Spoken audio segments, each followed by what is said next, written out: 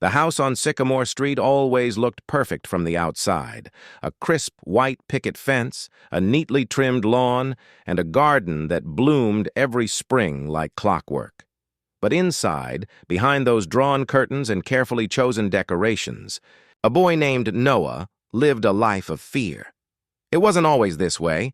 His mother, Clara, had once been his safe place. But when she married Richard, everything changed. Richard had an intimidating presence, tall, broad-shouldered, with a stern face that rarely smiled. At first, he was courteous, even warm. He brought flowers for Clara, small toys for Noah, and always helped with chores. But as soon as the wedding rings were exchanged and the honeymoon glow faded, his true self emerged. His kindness disappeared like mist in the sun, replaced by cold commands and icy glares. Clara tried to keep peace, often telling Noah to obey, to be quiet, to not make Richard angry. Noah, a boy of only 7 then, quickly learned what triggered the monster in his stepfather. A spilled glass of milk, a late homework assignment, a forgotten chore, each offense was met with anger. Not always physical, but always terrifying. Richard had a way of making Noah feel invisible.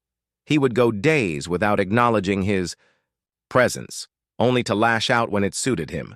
Clara, too caught in her own fears and regrets, often turned a blind eye. Her love for her son battled against her dependence on the man she'd married. The bruises Noah bore weren't always on his skin. Most were on his spirit. He became quiet at school, withdrawn. His teachers noticed, asked questions. But Noah never said anything. Fear kept him silent. Fear of not being believed. Fear of making things worse. He found solace only in books and in the woods behind the house. It was there, among the tall trees and rustling leaves, that he felt some control, some freedom. As the years passed, the abuse changed, but never ended. Richard became cleverer, crueler with words than fists.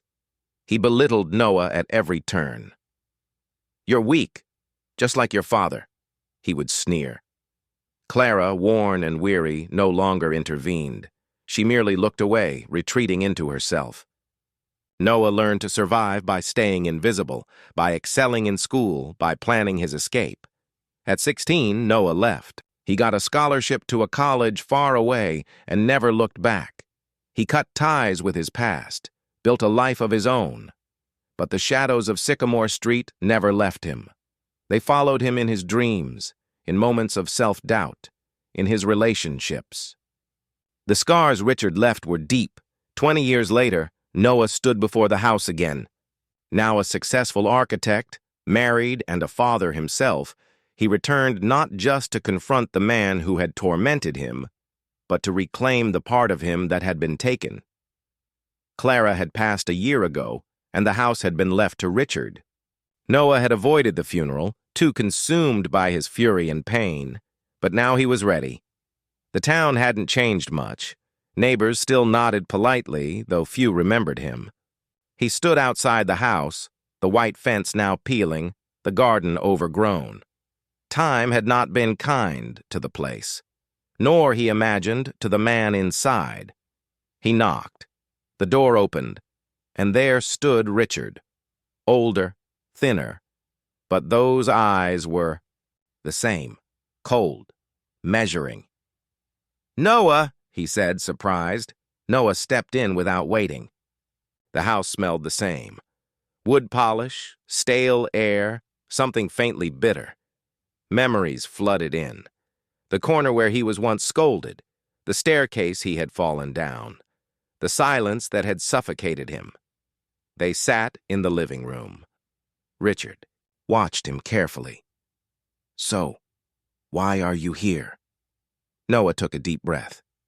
"Closure. I've come for the truth. And maybe, just maybe, for justice."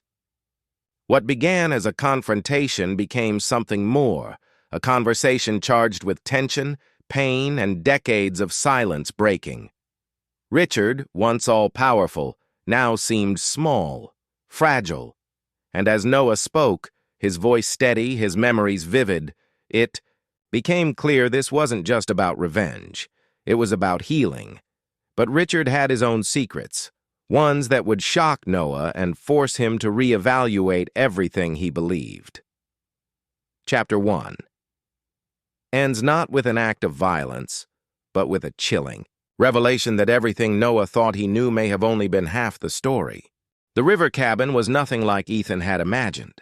Hidden deep within a forest clearing, surrounded by towering pine trees and the constant hum of insects, it seemed isolated from the rest of the world.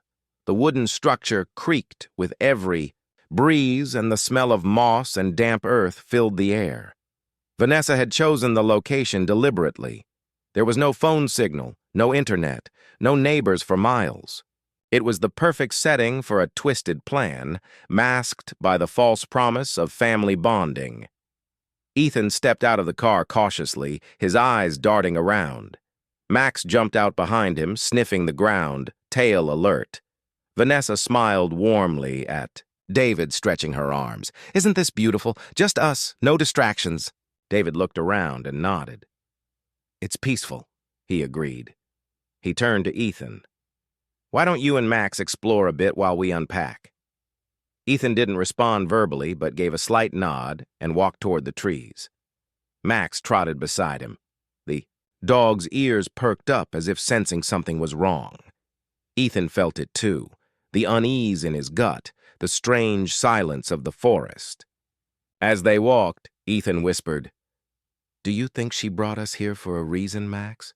Max growled quietly. It wasn't loud, just enough for Ethan to hear. A sound of concern. Back at the cabin, Vanessa was busy setting up the rooms. She unpacked. A bag of supplies she had brought separately, food, flashlights, and something else. A small brown bottle. She held it up to the light, her eyes narrowed. David walked in, stretching. "I'm thinking of starting a fire out back later. Maybe we can roast marshmallows." Vanessa smiled sweetly. "Great idea. Let's make this weekend special for Ethan." But her smile faded the moment David turned away. That night they sat around a fire pit. Stars glittered above, and crickets chirped in the tall grass. David passed Ethan a stick with a marshmallow. Vanessa sat across from them, her eyes locked on the boy. "So, Ethan," she said casually, "do you like it here?" Ethan shrugged. "It's quiet." "That's good. Quiet is good." David nodded off in his chair, the warmth of the fire, and wine making him drowsy. Vanessa slowly stood and whispered, "I'm going for a walk. Want to join me, Ethan?" Ethan looked at Max. The dog growled. Vanessa laughed nervously. "You're being silly, Max." But Max didn't move. He stood and placed himself between Vanessa and Ethan. Ethan hesitated. "I'm tired. I want to go to bed." Vanessa's jaw tightened, but she hid it with a chuckle. "Of course. Sweet dreams."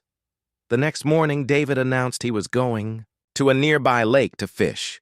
Vanessa offered to stay behind with Ethan. Once he was gone, her demeanor changed. "You're a very lucky boy, you know," she said, stirring her coffee. "Not everyone gets second chances. Your father found love again, and you get to be part of that." Ethan remained quiet, eyes on Max. She walked over to him and crouched. "I know we've had our differences, but today I want us to connect. How about a little walk along the river trail?" Max growled louder this time. She scowled at the dog. "That mud is going to be the end of you." The trail was narrow, winding, and led to a bend in the river where the water was deepest. Vanessa led the way, Ethan and Max following. When they reached the edge, Vanessa turned and smiled. "Isn't it beautiful?" she asked. Ethan didn't respond. Max's growl grew more intense. Vanessa's expression darkened. "Why don't you go look at the water, Ethan?" Ethan took a step back instead. I said, "Go look at the water." Max lunged between them, barking ferociously.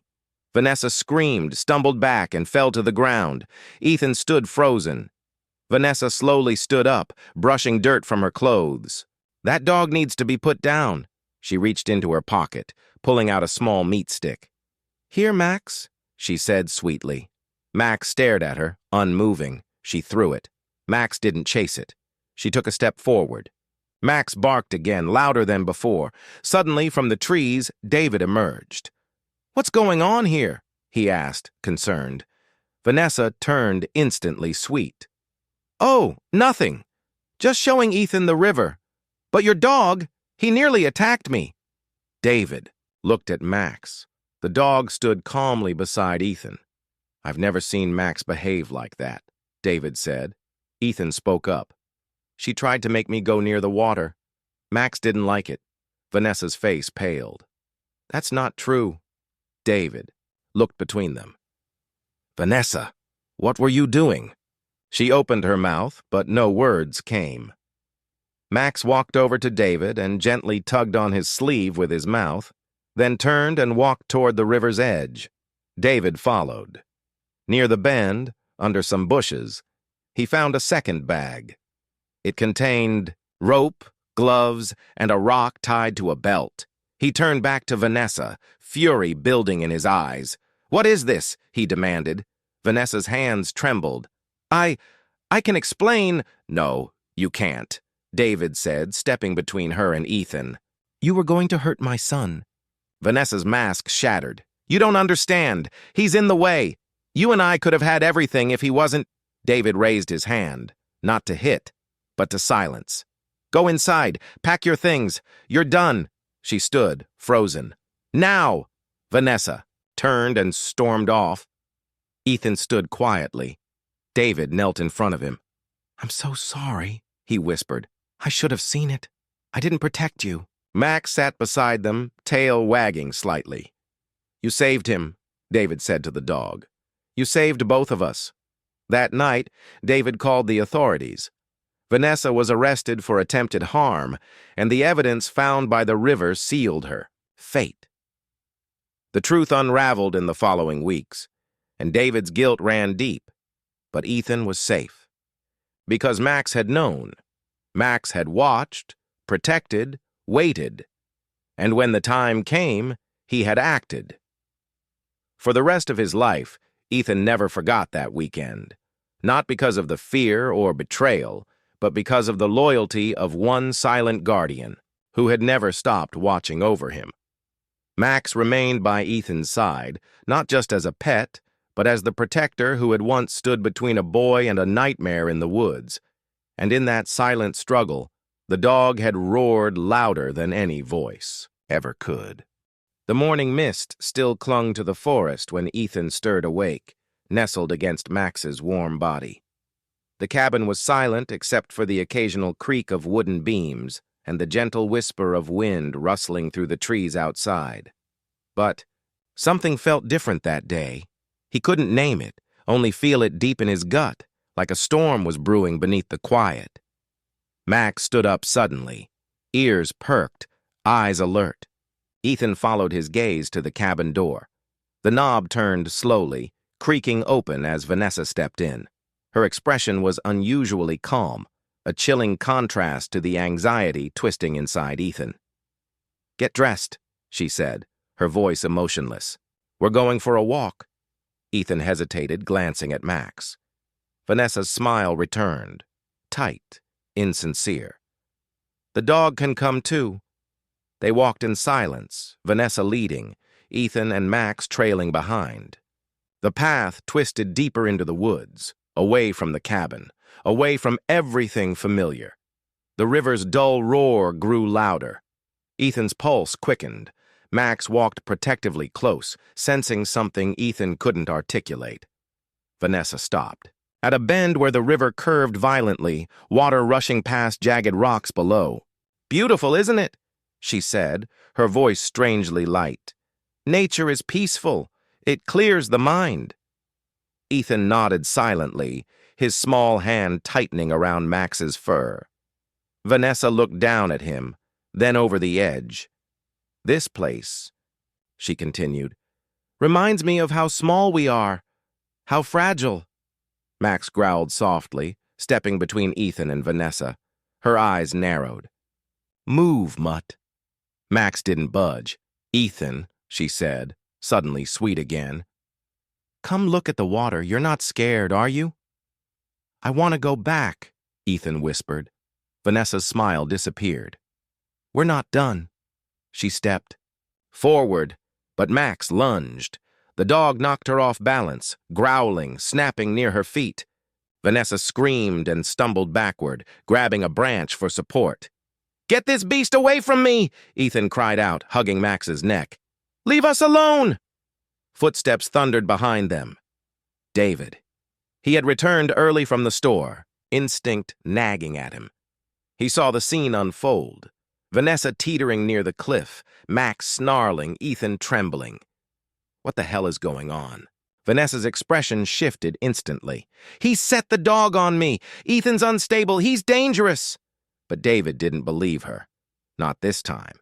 He saw Ethan's eyes, full of fear and trust.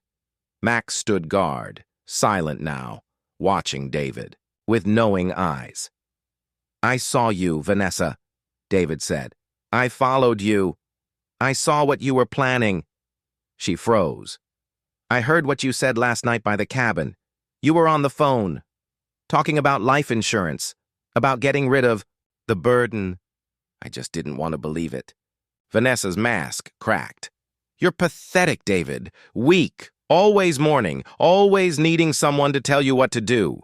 He stepped forward. And I chose wrong. Max barked once, loud, final. Vanessa tried to run but stumbled. David called. The police. They arrested her at the cabin, charging her with attempted harm and endangering a child's life. Her face, once so sweet and composed, was now bitter and exposed. Back home, life changed slowly. The shadows lifted a little each day. Ethan spoke more, smiled more. He went to therapy with David. They built trust again, slowly, carefully. Max remained ever loyal, his role as guardian undisputed. One night, months later, Ethan sat beside Max on the porch. You saved me, he whispered. You knew. Max rested his head on Ethan's lap, tail thumping. The boy, once lost in silence, had found his voice. And the dog, once simply a companion, had become a hero.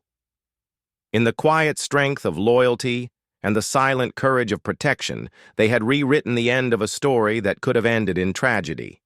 But because the dog knew, it didn't.